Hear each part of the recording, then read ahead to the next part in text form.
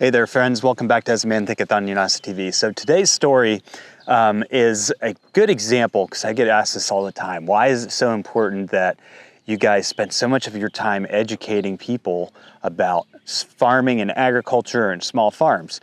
And when you hear this story, what you're going to find is that people just don't get it.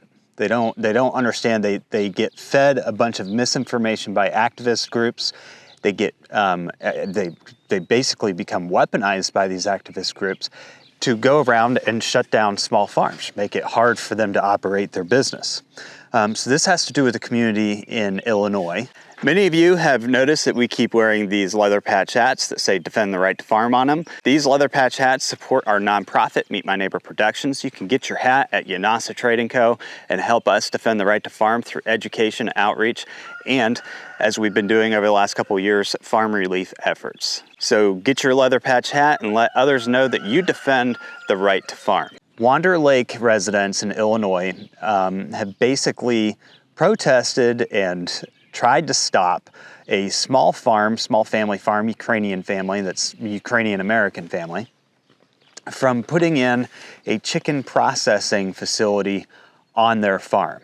Now, one of the things that I think most people would say out there today is that they wish they could get more fresh meats from farms. And the regulations that have been put in place that farmers have to go through in order to provide that to people are just absolutely crazy. Very few farms could afford to put in a processing facility. Now, this particular processing facility is only by 100 by 50 feet. It's basically a big metal building. You see those on a lot of farms.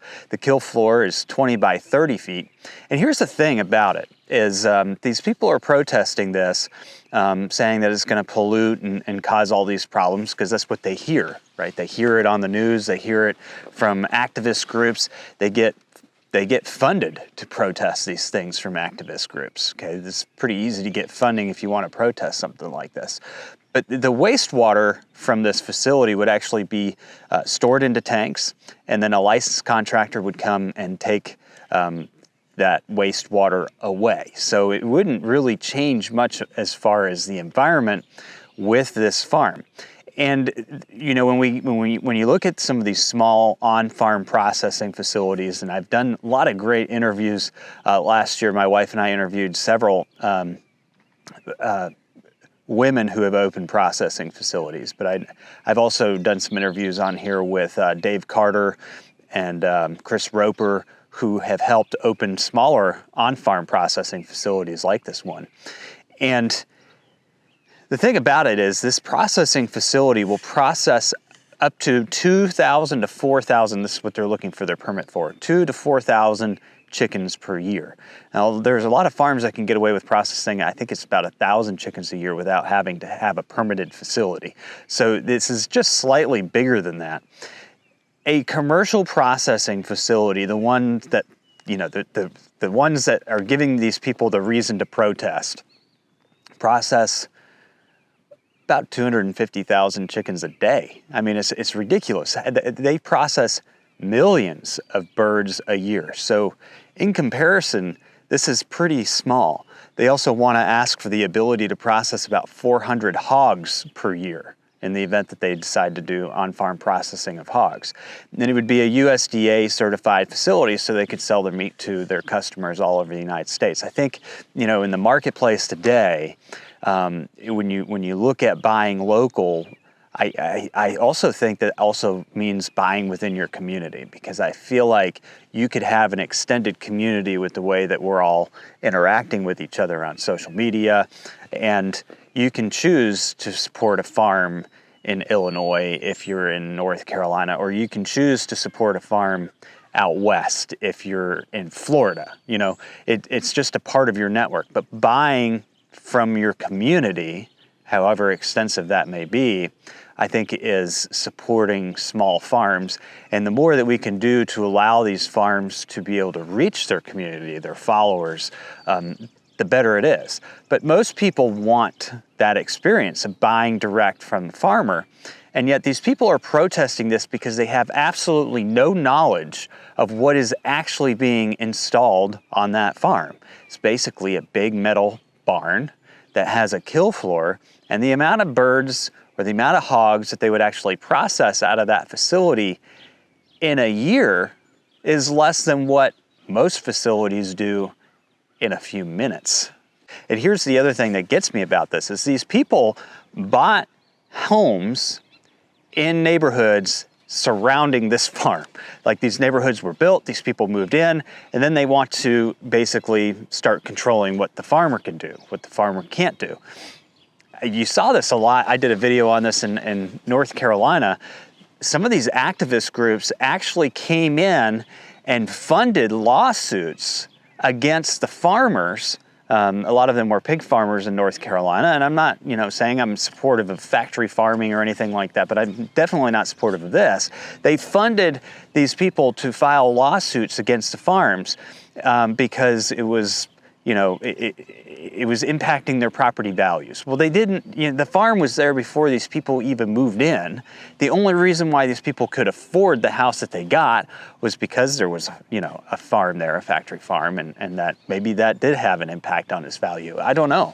But these people were basically suing farmers and being funded by activist groups. So it was nothing out of their pocket to do it. They shut down numerous farms in the state of North Carolina. They turned around and changed the state's legislation so that couldn't happen again. But this is what we're seeing in Illinois, okay? These are people who move into the area. They're buying new homes and developments because they want the serenity of the countryside, right? Who doesn't? Everybody wants it. But they forget that the reason why you have that countryside is because farms have been there preserving the land. And for a farm to be successful, they've got to be able to keep up with the times. And as the market grows, this particular farm is, Chicago, they need to be able to accommodate their customers. If you want them to be able to keep up the land, do the things that they've been doing, they've got to be able to progress. A kill floor of 20 by 30 feet and 100 by 50 foot building that processes literally a fraction of what a processing facility does in a year, or in a day, not even as much as they do in a day, 25,000 birds a day, right? This is 2,000 birds a year. To go out and protest them as a slaughterhouse is a complete misunderstanding of agriculture, of farming. So the farm I'm actually talking about there, it's called Sunbury Farm, and they had been for a long time sending their birds and their pigs to a small slaughterhouse facility in Wisconsin. But the problem with doing that is that particular facility was closed for 6 months out of the year. Okay, so they needed another way of processing these animals, and good on them for being able to afford to put something like this on their property. I mean, that's a lot of infrastructure, and to do it in such a way that would have minimal impact on their surrounding community, having tanks that are pumped out and hauled off, but yet people are protesting it. And the thing is these are people who moved into the area. Who was there first? Sorry, a processing facility can process over 200,000 chickens a day. So this is like 1%. Anyway, guys, I wanted to bring that up because one of the things that we try and do through our nonprofit Meet My Neighbor Productions is draw awareness, help people understand where their food comes from, and what is that process behind it. Because I think the more we educate people, I mean, this is what basically a lot of these NGOs, a lot of these nonprofit organizations, we're a nonprofit, yes, but a lot of these other organizations are funding campaigns against farmers on a daily basis.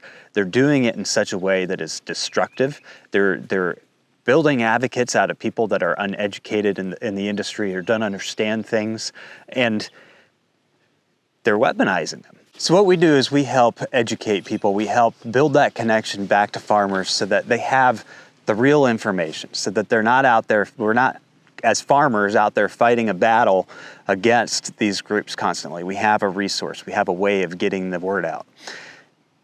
You can support Meet My Neighbor Productions and all that we do by donating at the link below, and I hope you do, because stories like this should be disturbing to you. People should not be moving into these areas and then trying to shut farmers out of business, trying to keep them from being profitable.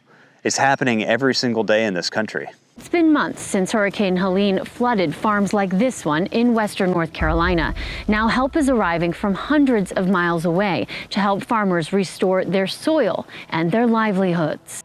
Over the past several months, Meet My Neighbor Productions has trucked and delivered over 1,000 cubic yards of compost in addition to hay, grain, chicken tractors, grow towers, feed, and other immediate needs to help western North Carolina farmers provide critical, local, and nutritional food to their communities. From the bottom of our heart, we thank everyone who's donated and helped out. This is a game changer. We're very grateful. Meet My Neighbor Productions, or MMNP as we call it, is a nonprofit we created to support our farming and rural communities. It takes a lot to feed a whole community of people. The lettuce that you ate was grown right there. Like, you cannot get more local than that. Since its inception, MMNP has been community funded, enabling us to focus on stories without the prejudice of the government or large foundations. You don't understand how big your documentary is. Your documentary changes everything across an entire nation. Meet My Neighbor Productions has grown from a small farm series to documentaries ranging from the coast of Maine to the mountains of British Columbia all the way down to the panhandle of Texas, supporting farms and educating the consumer. Yeah, farming's in trouble. Those times are gone. And the small farmers, pretty much gone. While the rest of the world is fighting to destroy rural livelihoods, we're striving to educate the public and ensure the strength of our rural communities. There's nothing more real than growing up on a ranch. You know, you get to see the life. Our documentaries have opened eyes. Our Rural Youth Fund has opened doors to new frontiers, and our Relief Fund has saved communities. People just started coming out of the woodwork to help. So it's a pretty exciting thing to see so many organizations just come together, and especially so many people from 200 miles away. Take action now and click the link below this video.